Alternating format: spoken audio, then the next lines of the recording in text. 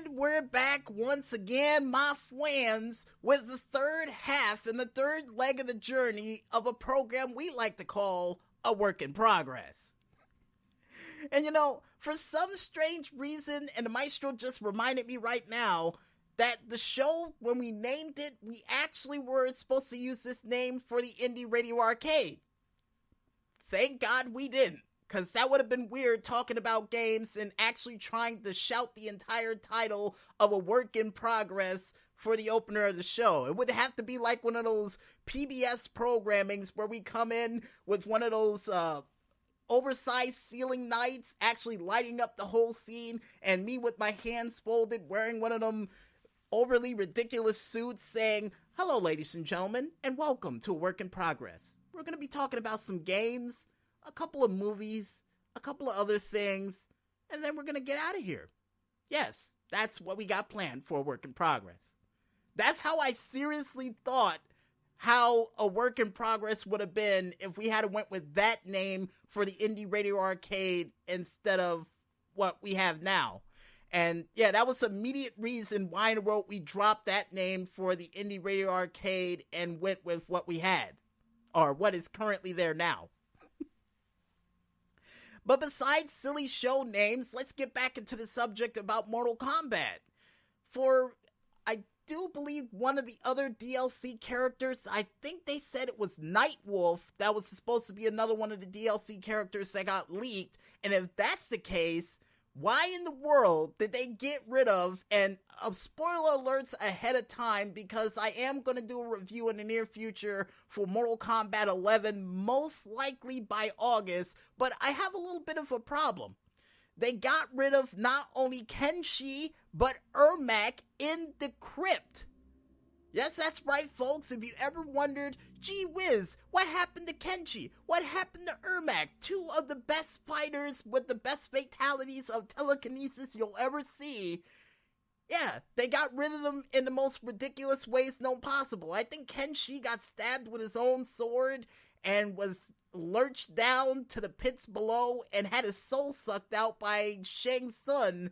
And I think wherever the world Ermac was fighting ended up knocking him into the pit of despair, into the spikes, killing him instantly. But with 1,000 souls, or more souls than that, trapped inside this man's body, how in the world would that kill him? I don't know. I really don't know. I don't think that would have finished him off, but a lot of people said he's dead, so he's dead. It's sad. I hate to see it happen, but yeah, no Ermac and no Kenshi. But one thing I am happy about is that they didn't have Triborg in there, and they actually brought back Noob Saibot. But I'm hoping, alongside with Noob Saibot, they bring back Smoke, Cyrax, and Sector, a part of the game as well, to actually have as playable characters instead of being in the story mode for Mortal Kombat. I don't know why, but for some strange reason, I was always the best with at least Sector and Cyrax, or at least Cyrax, a part of Deadly Alliance, Sector for Mortal Kombat 9, which, by the way, he had one of the most horrific fatalities of that game, because he actually put a thing on your chest.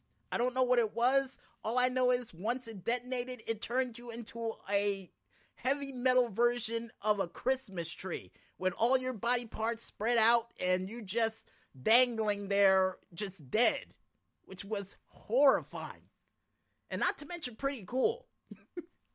And the only reason I'm able to say that and not be squeamish by all this is because, like we said many times before on all the other shows that we did, we've watched horror movies since we were just about 4 years old, and I do believe the first one we've seen was Attack of the Killer Clowns from Outer Space, which was a movie my brother was afraid of for the longest amount of time, and one movie that if we're able to do this whole thing on Anchor, if I can get my mom on the phone and her phone actually works, we can actually talk back and forth about a couple of old school horror movies we watched back in the day, and also tell you about the time she traumatized me half to death with a Freddy Krueger claw across my face before I went to sleep at night. Yeah, We'll have a real laugh riot about that whole story. It'll be awkward as all hell, but hey, at least it'll be fun to talk about. And aside from that, folks, I think it's just about that time because Maestro just pointed at his watch and pointed at a whole bunch of customized houses for us to go into another edition of the Sim House Extravaganza known as the Lifestyles of the Digitally Rich and Famous. And we managed to get 10 houses gathered up for you today of people living lavishly in overly sized houses that makes you wonder how in the world they got the money to actually build these said houses.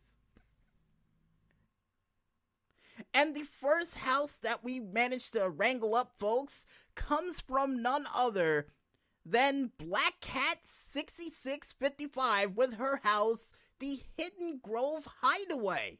Which the reason why she called it the Hidden Grove Hideaway is due to the numerous amount of trees that she decided to plant near this said house, surrounded by a beautiful fence, surrounded by more plants in front of the front yard, which will make you very hidden wherever you decide to put this said home. And this 2-bedroom, 2-bath house is, well, like she said in the description, is very private and for those who want to keep a low profile as a celebrity. Ooh, ah. And for those who wants to download this said house, you would have to get the standard Sims 3 pack, the Into the Future, Late Night, and especially the high-end loft pack to go with this said house, along with a customized bed of the Tomb Sled Sleeper, which sounds like a bed that's more or less a coffin than a bed. Yeah, weird, I know, but a cool bed nonetheless. And the next house that we have up, folks, comes from none other than Luke with his house, Denison. And this Denison home, which is also surrounded by a select list of trees, is one of those houses, if you ever wondered to yourself what happens if you throw glass houses or stones at a glass house, you would actually break it. And it's a very beautiful home that is actually still built on the first floor that goes all the way up to 3 stories and even gives you a chance to have your car right underneath it. So if you decide to go into the career path of a firefighter with the Ambitions pack, you can actually fit a fire truck into this said house, no problem, and actually build upon this house further than it already has been. And for those who are wondering what packs you need to do for this house, only the Pets pack. So yeah, if you want to have a dog live in this house, you can. And as a matter of fact, on the outside of the house, on the left-hand side, there is a dog house and a beautiful picnic table set up outside for you to have a bunch of cool adventures for that too.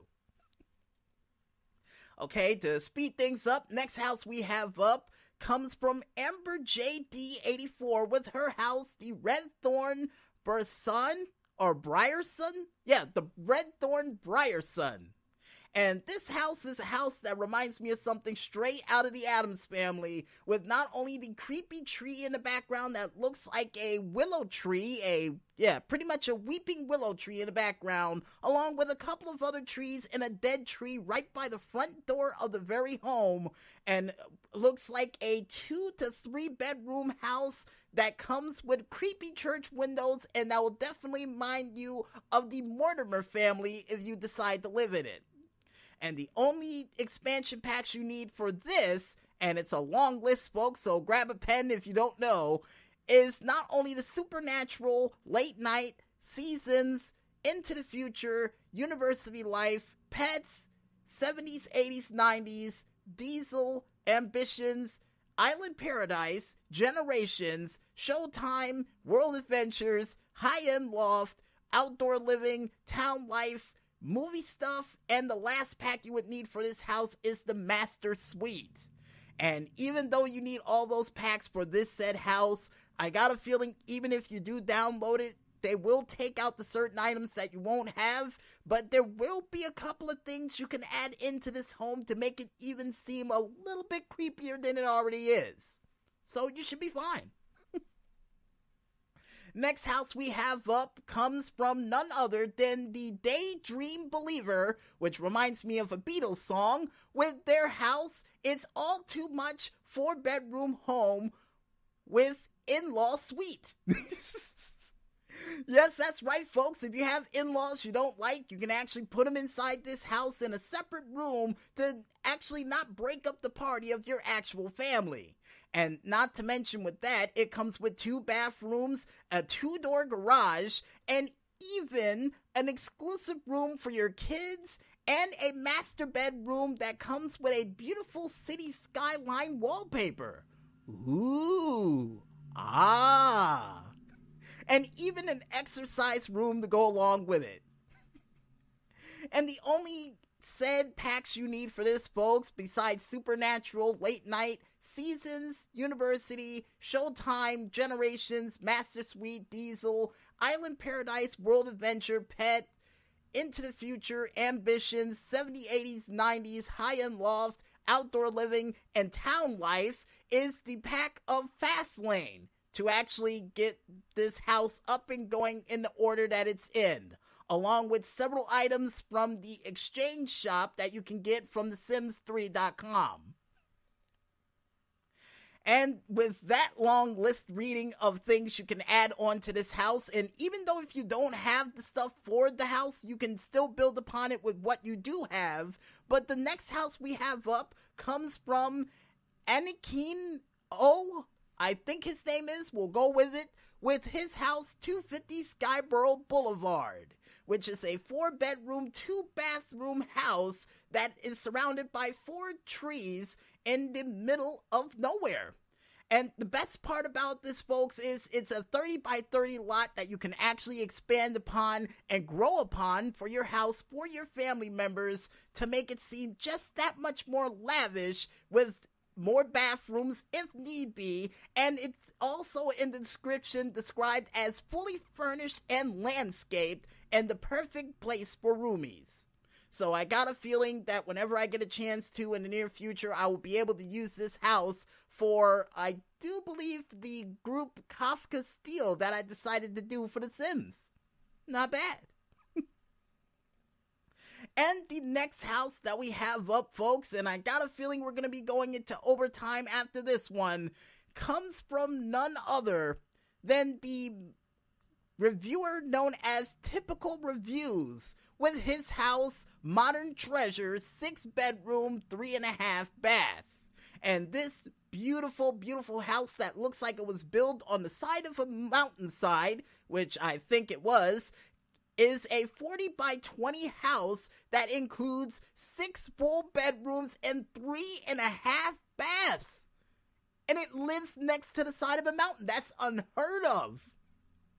And this beautiful house that comes with all those accessories and bells and whistles if you decide to move will cost you well over $100,000. Just as a heads up, even though it's a small property that you can expand upon with a garage or whatnot, it will still cost you a lot of money, and it's unfurnished. You can still live in the said house, add your own cars and what have you, and alongside with it is a very thing to make your neighbors envious of your home. But the only downside I would say for it is that if you're a person who likes to plant plants around the house to grow things, you won't be able to do it in this house unless you move the backyard fence up just a couple of inches. But besides that, should be alright. And with that said, folks, we're going to be going into the final break for this show, and when we return, we will be reviewing the rest of the houses that we have up, which is 4 houses that we saved for last, as the work in progress 10th episode anniversary will continue right after this. So don't get lost in thought just yet, folks, and stay tuned.